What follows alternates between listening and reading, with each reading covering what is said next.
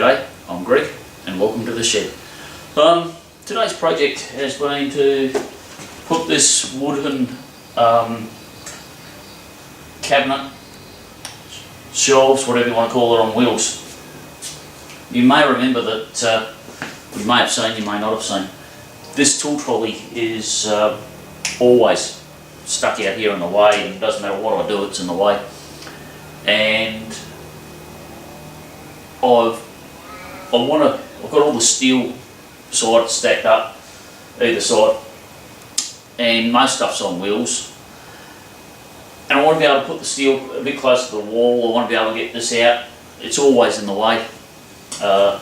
This grinder's, I use it a bit, but I've always got to take it off the trolley to use it, otherwise it fills the trolley out with dust. So what I'll probably do is I'll probably put a shelf out here in the very near future. Just a shelf, put that on, put there's another little grinder that I'll probably mount with it. But it's made out of some 90mm patio tube, which I had left over from a patio that got pulled down 20 years ago. There's some plates which have gone underneath to put some casters on. Those plates came from the offcut pile at the local steel store. That's $1.20 a kilo, and I spent very recklessly and bought 4 new casters for it. Now the casters are rated 225 kilos each, so there's 900 kilos of load capacity on them. Yes, Keita. So there's 900 kilos of load capacity on the casters. Interestingly enough, the casters that I got, I always buy casters, I say always, I try to buy casters that have got cast or steel wheels on. I prefer them. They're not quite, they do damage the floor, but gee, they roll easy. And when you, and they've got great load capacity. You can get down a little bit. When you look at this trolley,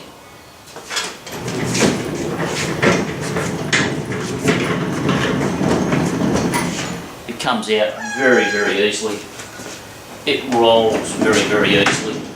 It's got 4 casters on it, not 2 fixed, so that I can push it into a position. That's my personal preference.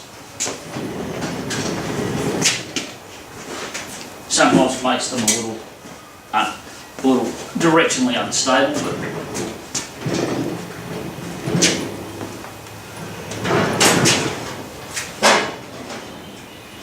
it does let you play with them a bit. Compared to this one,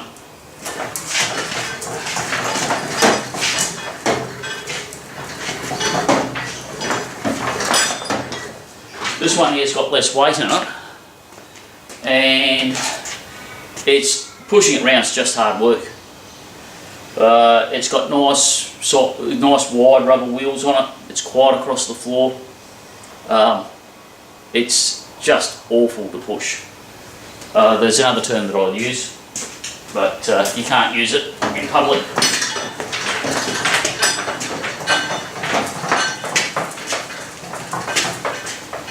More accurately, you shouldn't use it in public. So this needs a bit more sorting out, as in reorganising. The shed needs a bit of a tidy up because there's a lot of stuff around. I didn't shoot a lot of video of me making it because you really don't need to see stuff that's welded. You don't need to watch me weld. You don't need me to see me cut stuff with a cut-off saw. It's more about I'm looking at the cat, looking at Keita. It's more about what I've done, the reasons I've done it, and what you can do in your shop. The big advantage of having stuff on wheels, even my shaper is on wheels, because I can push it out the way.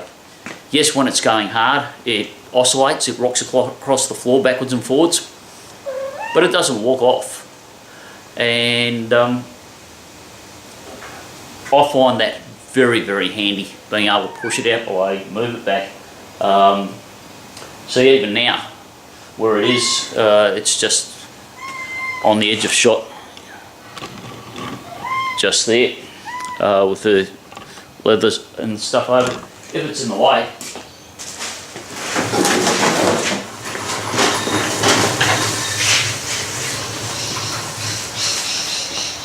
it's now out of the way. The trolley behind it's on wheels. As you can see, there's a bit of cleanup needs to go on. But what that now does is it means that I can move stuff around the shed and I've got space to work when I need it.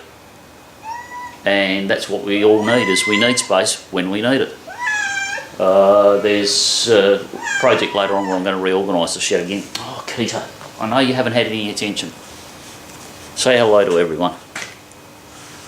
This cat is a sook. This is what it wants. It wants to get up here and sook. Alright, I've got a few photos.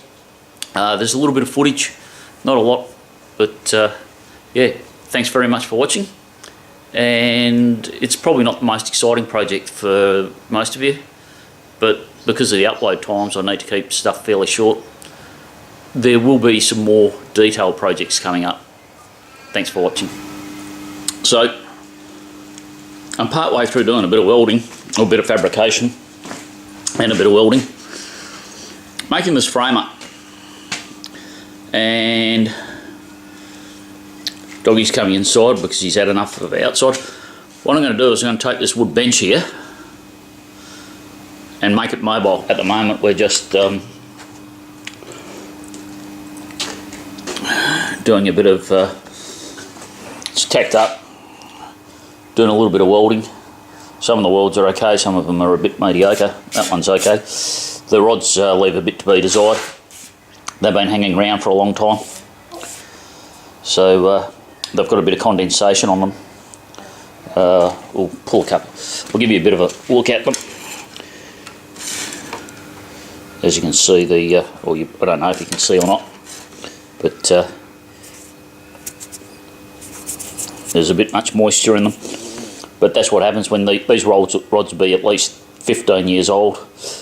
But yeah, the welds are okay for a 15-year-old rod. So it's half glued together.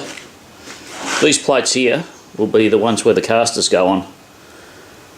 They're a lot bigger and heavier than they need to be, but they won't flex. So they'll make a very good mounting point for the caster.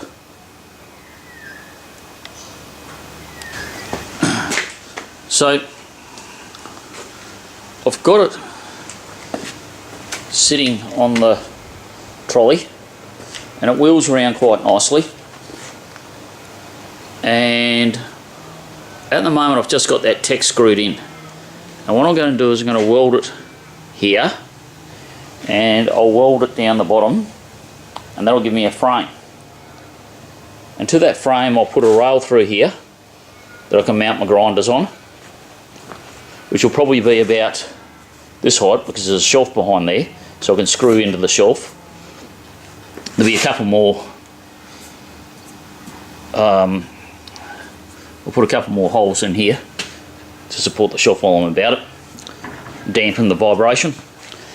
And then what I'll do is I'll put a side rail out and down and on each side, and that will contain it. And I'll bring you back once that's done.